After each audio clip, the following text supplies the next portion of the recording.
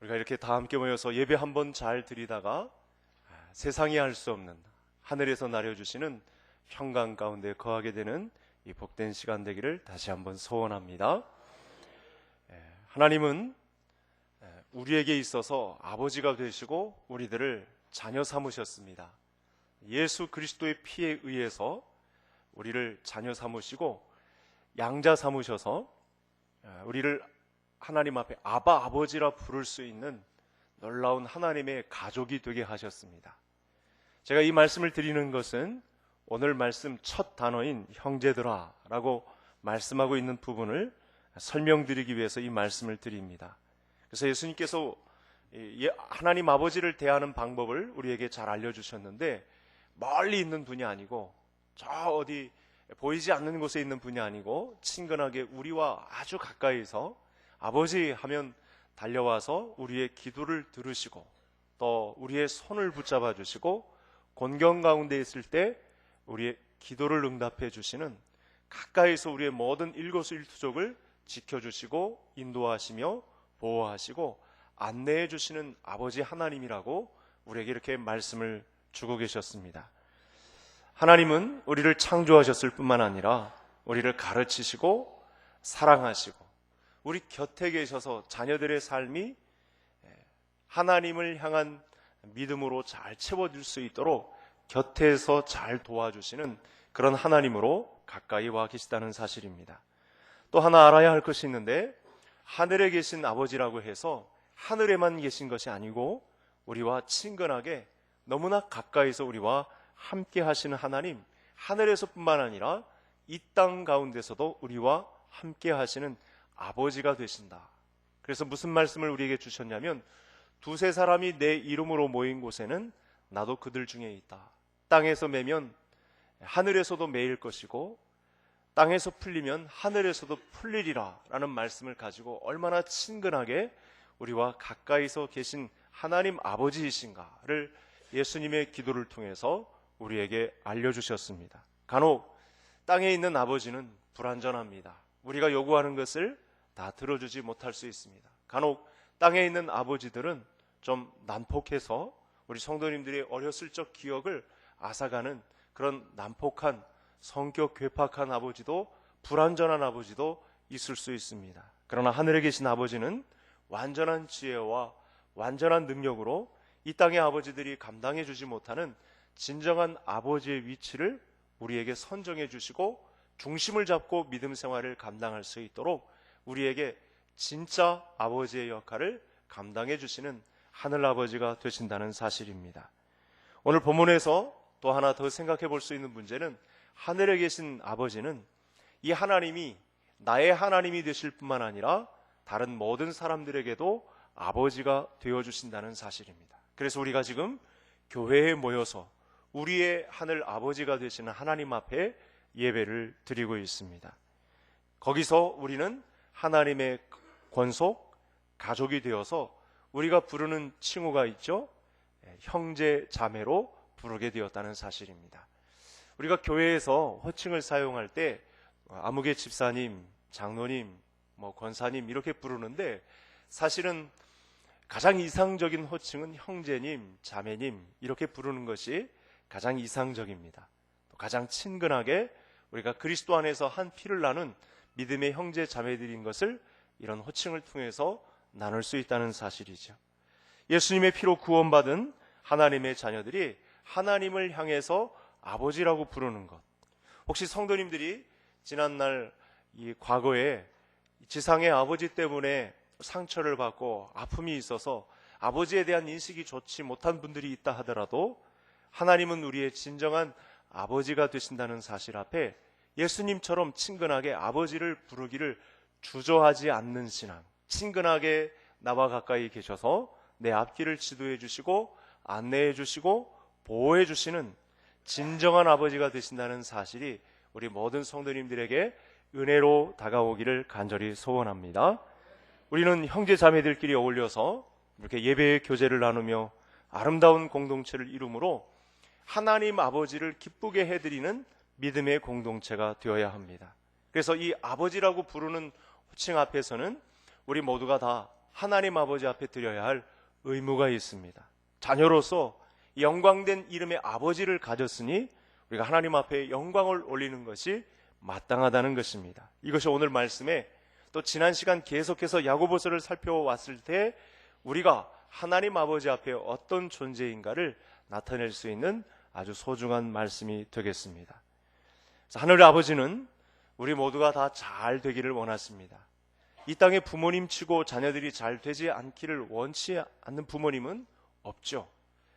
우리 하나님 아버지께서도 우리 모든 성도님들이 다 믿음 안에서 행복하기를 원하십니다. 기쁨과 즐거움으로 예배 앞에 나오기를 원하십니다. 그래서 하나님은 말씀하시는데, 자, 오늘 우리의 삶이 하나님이 원하시는 삶으로 그 만족과 행복, 기쁨과 즐거움으로 우리 인생을 살아가기 위해서 주신 비밀이 있는데, 우리 11절 말씀 다시 한번 다 같이 읽겠습니다. 형제들아 서로 비방하지 말라. 형제를 비방하는 자는, 형제를 판단하는 자는 곧 율법을 비방하고 율법을 판단하는 것이라.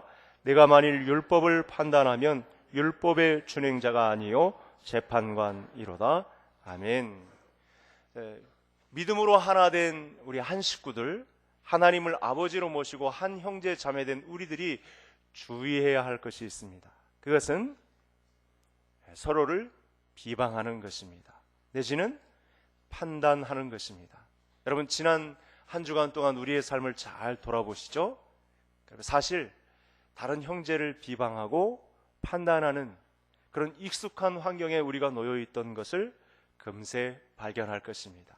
우리가 그토록 오늘 말씀이 지적하고 있는 하나님의 권속들이 절대 하지 말아야 할 그 일에 죄 가운데 빠져 있었던 우리 자신을 살펴보게 됩니다.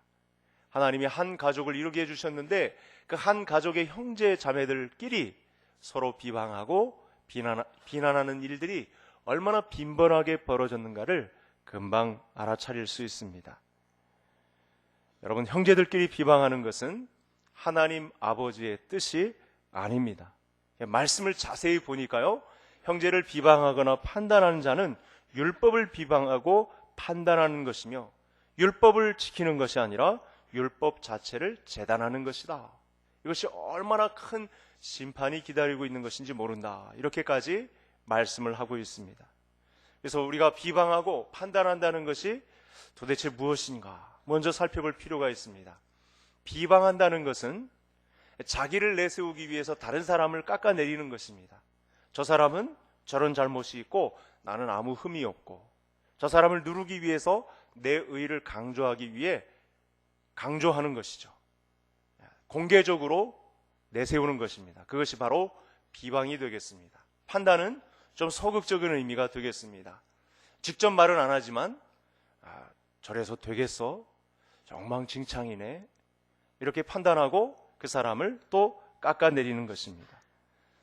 비방한다는 것은 공개적으로 공격한다는 것이고, 판단한다는 것은 노골적으로 드러나지는 않지만 속으로 단정해버리는 것을 말하고 있는 것입니다. 두 가지 다 비슷하기는 하지만 적극적인 의미에서 비방이고 소극적인 의미에서 판단하는 것입니다. 공개적으로 나타나는 것이 비방이고, 공개적으로 드러나지는 않고 속으로 꽉 차게 품고 있는 생각, 그것이 판단이 되겠습니다. 어떤 사람에게 직접적으로 비난하지는 않지만 속으로 이렇게 생각합니다. 저 사람 나쁜 사람이다. 내 사전에 저 사람과 이제 상종할 일은 없다. 이렇게 판단하고 자기는 신앙생활 잘한다고 그렇게 여기는 것이죠. 여기에 문제점이 있다는 사실입니다. 왜 비방하고 판단하는 것이 율법을 판단하고 재단하는 것이냐? 이 말씀을 이렇게 주고 있는 것입니다. 자, 여기서 말하는 율법은 이제 구약 성경에서 말하는 율법이라기보다 예수님께서 오셔서 완성하신 복음의 율법. 그래서 이 복음의 율법 때문에 우리 저와 모든 성도님들에게 자리 잡은 것이 있습니다. 그것은 바로 성령에 의해서 깨끗하게 된 양심입니다. 그런데 이 성령으로 깨끗하게 된 이 양심의 복음은요, 저마다 다 다릅니다. 다 똑같지 않습니다. 그러니까 어린 신자가 있고 장성한 분량의 성도들의 분량이 있습니다. 자, 이런 모든 것들을 다 인정하는 것이 굉장히 중요한데요. 율법은 이 복음의 율법은 어린 신자들에게 요구하는 것이 다 다르고 성숙한 성도들에게 요구하는 것도 다릅니다. 그러니까 어린 신자들에게는요, 우리 교회 이 복음의 율법의 양심이 이렇게 벅찬 것을 요구하지 않습니다. 자, 제가 예를 들어 드리면, 제가 이렇게 주보를 이렇게 짜고 또 예배 순서를 매기고 직분을 세우고 이렇게 할 때, 이제 나온 지 얼마 안 된 6개월 안에 있는 성도들에게 대표 기도를 시키거나 어떤 식사 기도를 시키거나 어떤 소모임에서 기도를 시키거나 이렇게 하지 않습니다. 그렇게 시켰다가는 다음 주에 못 볼 가능성이 높습니다. 함부로 그렇게 하지를 못하죠. 어린 수준의 신앙이기 때문에 자랄 동안 기다려주는 것이 있다는 것이죠. 우리는 그렇게 인정하고 갑니다. 또 교회 안에 이런 것도 있습니다. 신앙의 어린 분들이 교회 안에 잘 적응해 나가면 칭찬을 잘 받습니다. 오자마자 교회를 위해서 내가 이런 일을 하겠습니다 하고 작은 일이라도 뛰어드는 분을 보게 되면 우리가 박수를 다 쳐줍니다.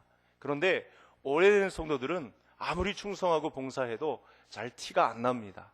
교사를 하고 성가대를 하고 주방 봉사를 하고 굳은 일 청소하고 막 다 하는데도 저 사람 저렇게 해서 되겠어? 이런 핀잔 듣지 않으면 다행인 그런 상태도 있다는 사실입니다. 복음은 동일합니다. 근데 복음을 적용하는 것은 사람의 성숙도에 따라서 다 다르다는 것이죠. 왜 교회에서 형제를 비방하는 일이 벌어질까요? 그것은 자기보다 못하다고 판단되기 때문에 그렇습니다. 나는 이만큼 수고하는데 저 사람은 아무것도 하지 않고 있다. 내가 하는 것보다 저 사람이 하는 것은 모자르다. 이렇게 판단하는 것이죠. 그러니까 그 사람의 수준을 생각하지 않고 내가 가진 기준에 의해서만 비방하고 판단하니까 이게 문제가 심각하다는 것입니다. 따라서 우리는 우리 형제들, 우리 자매들, 같이 믿음 생활하는 식구들의 성도들의 면면을 잘 살펴보아야 합니다. 나누면 한 4가지 정도의 성도님들이 우리 교회에 출석하고 있습니다. 제일 먼저는 어린 성도들이죠. 신앙이 어린 성도들이 있습니다. 그리고 오래 믿었어도 사실은 어린 수준의 신앙으로 머물러 있는 분들도 있습니다. 세 번째는 예수 믿고 천국 가는 신앙에만 머물러 있는 분들도 있습니다. 마지막으로는 자기 자신을 죽은 자로 여기고 24시간 예수님과 행복한 동행을 살아가는 제자와 같은 그런 분들이 있습니다. 우리가 이 마지막 나를 죽은 자로 여기고 24시간 예수님과 행복한 동행을 감당하는 제자의 삶을 살아야 할 줄로 믿습니다. 이런 신앙의 수준을 교회는 인정해야 됩니다. 여러분, 교회를 구성하고 있는데 자기를 이미 죽은 자로 여기고 제자의 삶으로 24시간 예수님과 행복한 동행을 감당하는 기쁨과 즐거움과 형통으로 감당하는 신자들만 모인 게 교회가 아니거든요. 교회에는 다양한 수준의 성도들이 모이고 있습니다. 어린 신자로부터 장성한 분량의 성도들이 모이고 있습니다. 이것을 인정하는 풍토가 있어야 된다라는 말씀을 오늘 본문 말씀에서 비방하지 말고 판단하지 말라, 이렇게 말씀을 주고 있다는 사실입니다. 오늘 말씀과 관련해서 예수님이 먼저 말씀을 하셨기 때문에 야고보 사도가 오늘 말씀을 자세히 풀어 쓰고 있는 것이죠. 예수님이 뭐라고 말씀하셨냐면 비판하지 말라. 비판을 받지 아니하려거든 비판하지 말라. 너희가 비판하는 그 비판으로 말미암아 너희가 비판을 받을 것이요, 너희가 헤아리는 그 헤아림으로 말미암아 너희가 헤아림을 받을 것이니라. 너희 속에 들보는 보지 못하고 남의 눈에 티는 보는구나. 이렇게 예수님께서 말씀을 주신 것입니다.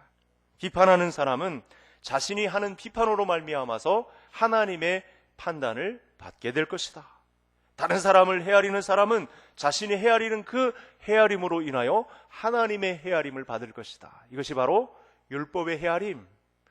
여러분, 율법의 헤아림은 곧 하나님의 헤아림, 하나님의 판단이 기다리고 있다는 사실을 알아야 합니다. 우리가 이 사실을 몰랐으면 형제를 비방하고 판단하는 일에 계속 서게 될 것입니다. 그런데 여러분, 오늘 무거운 좀 질책을 받는다고 생각하고 오늘 말씀을 보셔야 됩니다. 사실은 내가 내 신앙을 지키기도 힘든데 남의 일까지 참견하면서 비방하고 판단하는 일은 하나님께서 우리 자신을 더 깊이 있게 살펴보시고 그동안 하나님이 그럴 뿐이 아닌 것 같았는데 율법의 잣대로 우리를 들이미시며 조목조목 헤아려서 너는 이것도 저것도 잘못하고 있는구나, 이렇게 하나님의 헤아림을 받을 가능성이 높다는 말씀을 하고 있습니다.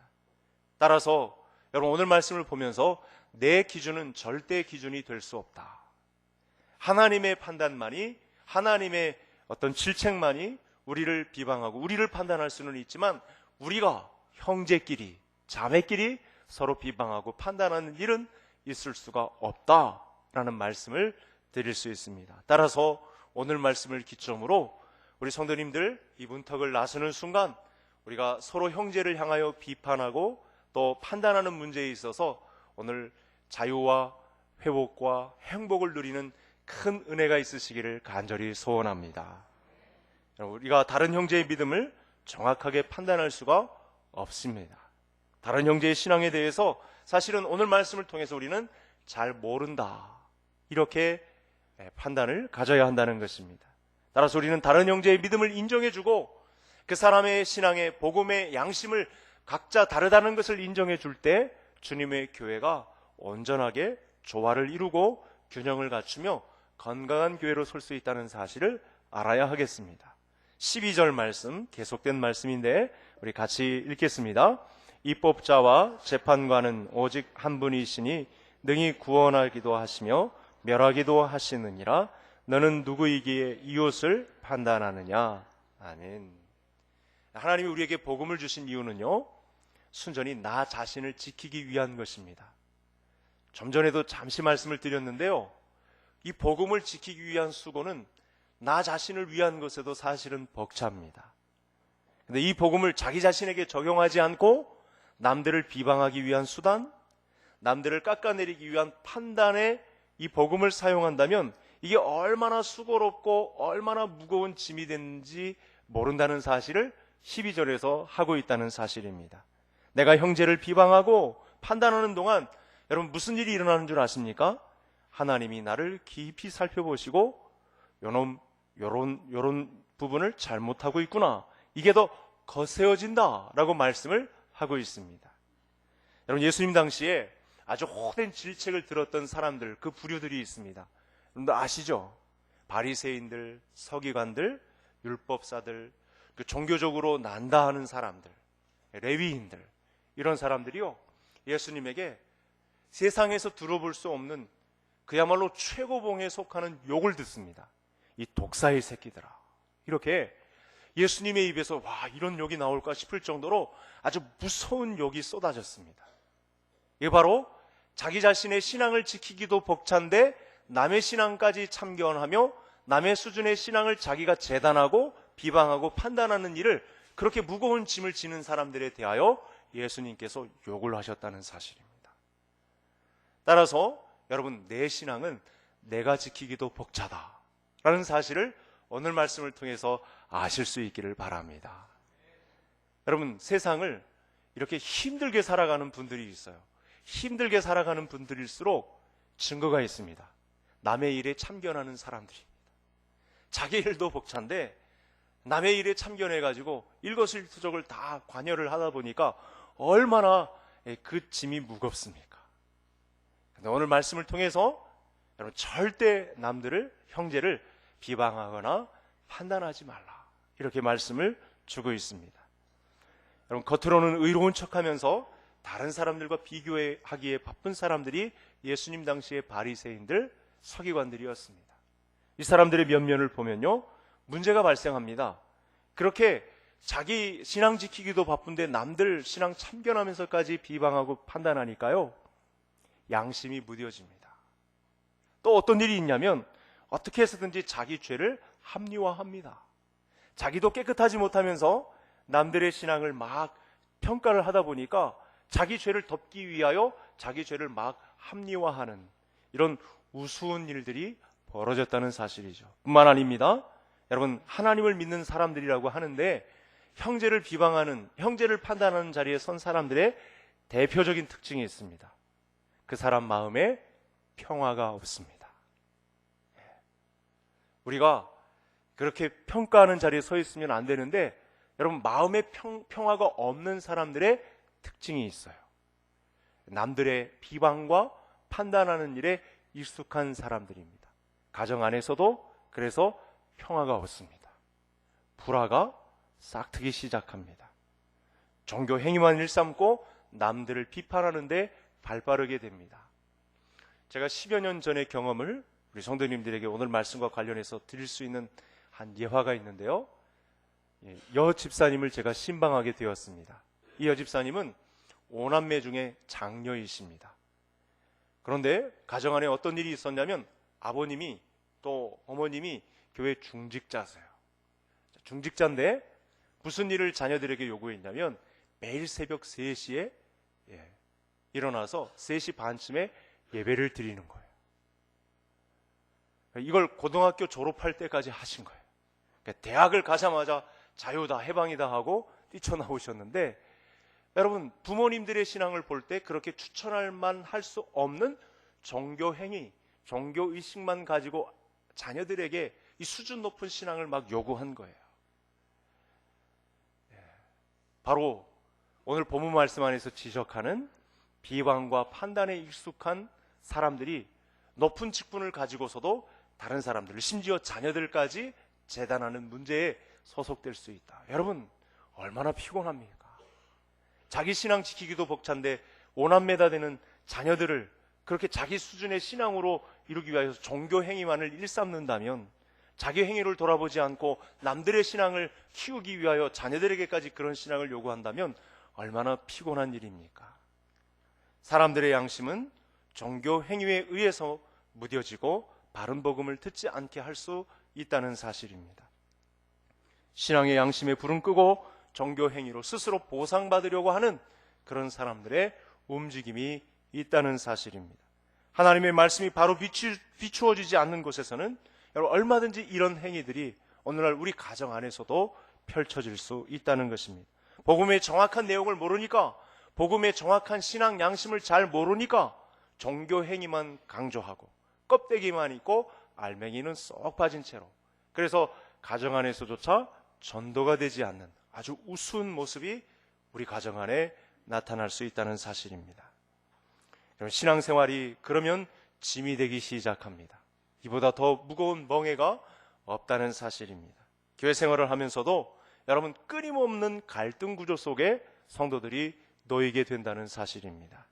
오늘 우리가 교회에 모여서 예배를 드리다가 이제 서로 공감하고 이제 하나를 이루어서, 일치를 이루어서 달려가야 할 문제가 하나 발생했습니다. 그것은 우리들의 잠자는 신앙 양심, 복음의 율법에 의한 신앙 양심을 깨우는 일입니다. 이 말씀의 양심이 살아나면 우리가 마지막 날까지 시험을 잘 치르고 하나님 앞에 칭찬 듣는 그날이 오게 될 것입니다. 그러나 우리의 양심이 마비되어서 바리새인들과 같이 종교적 행위만을 중요시하고 남들을 비판하고 비방하는 자리에 서게 된다면 앞날을 보장할 수 없게 될 것입니다. 여러분, 오늘날 이렇게 말씀의 양심으로 바로 세워진 신자를 만나기가 힘들어진 시대입니다. 다시 한번 돌아보시죠. 지난 한 주간 나의 삶이 어떠했는가를 한번 돌아보십시오. 우리의 무뎌진 양심을 깨워야 합니다. 우리가 하나님의 말씀을 듣는데 이 말씀의 내용과 얼마나 동떨어져 있는가를 우리 자신을 살펴봐야 합니다. 그리고서는 종교적 행위에만 익숙해져서, 이런 형식에만, 겉껍데기에만 익숙해져서 종교 행위만 하려고 하는 우리들의 이 신앙 상태를 돌아보자는 이야기입니다. 너무 늦기 전에 우리 모든 성도님들이 이미 죽은 자로 여기고 저마다 신음소리를 내면서 나를 살려달라고, 이 길 위에 우리 모든 성도님들의 신앙이 모아지기를 간절히 소원합니다. 여러분, 저 사람 고쳐주세요. 저 사람 저거 잘못되었으니까 하나님 저 사람 심판해 주세요. 저는 저런 나쁜 사람과는 절대 상종도 안 하겠습니다. 혹시 이런 신앙 가지고 온전한 신앙을 꿈꾸고 있다고 생각한다면 착각입니다. 우리가 다른 형제들을 대할 때 비방하지 말고 여러분, 함부로 판단하지 말아야 할 아주 중요한 대원리가 마지막에 있습니다. 이 말씀을 드리고 마칠 텐데요, 우리가 비방하고 우리가 판단했던 그 형제도 하나님의 맏아들인 예수 그리스도의 피가 흘려졌다는 사실을 명심할 수 있기를 바랍니다. 그도 언젠가는 사울이 변하여 바울이 될 수 있는, 나중된 자가 먼저 될 수 있는 변화의 길 위에 놓여 있다는 사실을 알아야 합니다. 우리가 비방했던, 우리가 손쉽게 판단했던 그 사람이 나보다 더한 믿음으로 우리 교회를 위하여, 하나님 나라를 위하여 더 잘 뛸 수 있는 일꾼으로 설 수 있다는 사실을, 다시 한 번 더 그 사람을 위해 하나님의 맏아들인 예수 그리스도의 피가 흘려졌다는 사실을 알게 된다면 우리는 쉽게 비방하고 쉽게 판단하고 재단하는 자리에 우리가 서게 되지 않게 될 것입니다. 여러분, 교회는요, 다 갖춘 사람들이 모이는 곳이 아닙니다. 좀 모자르고 불완전한 사람들이 모이는 곳, 거기서 예수 그리스도의 형상으로 변화를 꿈꾸는 것이 바로 교회가 되겠습니다. 우리가 섣불리 내가 먼저 나서서 하나님이 하셔야 할 일들을 내가 괜히 나서서 짐지고, 무거운 짐지고 수고하는 이런 일들을 괜히 앞장서서 감당할 일이 없다는 사실이죠. 그러니까 오늘 말씀을 통해서 확실하게 정돈을 하시기 바랍니다. 내 사전에는 이제 형제를 비방하거나 형제를 판단하는 일은 없다, 여기고 믿음 생활을 감당하셔야 되겠습니다. 여러분, 하나님이 불쌍히 여기시는 사람은 하나님 앞에 자기 신앙도 주체할 수가 없어서 하나님, 이 못된 놈을 어떻게 하면 좋습니까? 이 무지막지한 이 죄 가운데 그동안 헤매고 하나님, 이렇게 막 살아온 이 심령을 어찌하면 좋습니까? 저를 불쌍히 여겨 주십시오. 여러분, 이 신앙도 감당하기도 벅찬데 어떻게 남들을 비방하고 남들을 판단하는 자리에 그 무거운 짐을 괜히 지겠습니까? 그 무서운 율법의 잣대와 하나님의 심판이 재단하고 있는 그 현장에, 그 불구덩이에 왜 우리가 뛰어들겠습니까? 내 신앙도 감당하기가 벅찹니다. 이것이 나는 죽고 예수님이 사는 길입니다. 아마 성도님들이 그동안 궁금증을 가져오셨을 거예요. 내가 죽는다는 것은 무엇인가? 여러분, 다른 사람의 비방과 판단에 참여하지 않는 것, 이것이 내가 죽는 것입니다. 이미 죽은 자로 여기는 것은 나 자신의 신앙 상태만을 챙기고 나 자신이 이런 신앙의 이 모자른 순간에 있다는 사실을 인정하는 것에서부터 우리 교회 모두가, 모든 형제자매들이 온전한 신앙을 꿈꾸고 하나님 나라의 의를 이룰 수 있게 될 것입니다. 다시 한 번 더, 우리 앞에 사전에는 이제 형제를 판단하거나 형제를 비방하는 일은 없을 것입니다. 그런 건강한 교회를 이루어 하나님 앞에 칭찬 듣게 되는 그날의 영광이 있게 될 줄로 믿습니다. 하나님 아버지, 감사합니다.